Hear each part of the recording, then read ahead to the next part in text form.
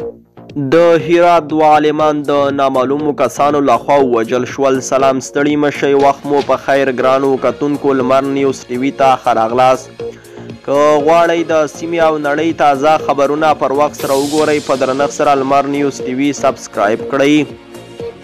په هرات کې د خلکو سرچینې وایي چې نن پنجشنبه قوس درېیمه شاوخوا 12 بجې د هرات ښار په المهدي جبریل سیمه کې دوه دیني عالمان د ناپېژاندو وسلوالو لخوا په ډزو وژل شوي دي.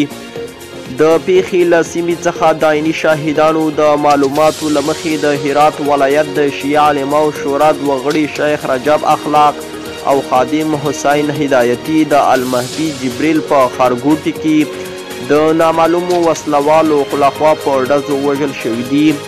عیني شاهدان وایي وسلوال په موټرسایکل سپاره او پر دغو دوو دیني عالمانو له ډزو وروسته له سیمې تښتېدلي دي. تر اوسه د هرات سیمه ییز او امنیتي چارواکو په دې اړه څه نه دي ویلي. مننه کوم چې تر دې دمه راسره ملتیا وکړه. زموږ د دې ساعت خبري ټولګه تر همدې ځایه وه. تر بیا ښې چارې ښه وخت.